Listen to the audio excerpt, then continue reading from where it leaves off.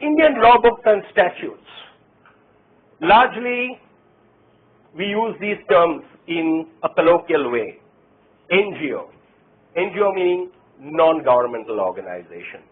We often call ourselves PVOs, meaning private voluntary organization. We sometimes call ourselves CSOs, which means civil society organizations. CBOs, community-based organization working in certain neighborhoods only, and a whole bunch of such nomenclatures. At the last count I was told there was as many names as the English alphabet. About 26 of them exist. So, I mean, someday we need to map all those nomenclatures. But the bad news is none of them has any relevance or recognition under law. You say, I want to set up an NGO. Is there an NGO Act in this country? No.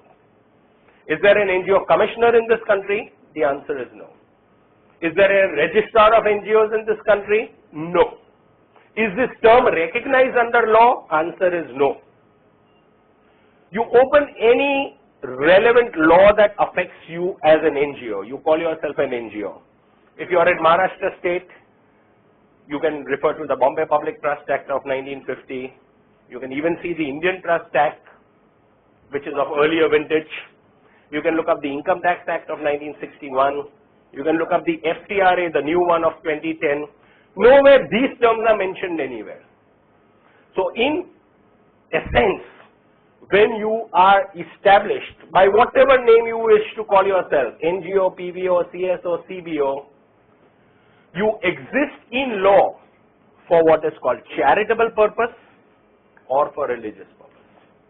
Of course, many of us are not into religious purpose for a very obvious reason, because I mean religious purpose means propagating a certain religious belief, churches, temples, mosques, gurudwaras, etc.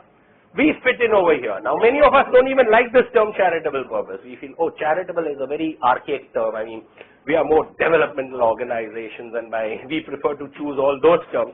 Having said that, charitable purpose is the only term that the law recognizes, including the Central Income Tax Act and various other statutes. So whatever you want to do, you got to fit within this, and therefore understanding legally what charitable purpose is very key to you in anything you want to start or what you are already doing. And your understanding of what is charitable purpose is paramount.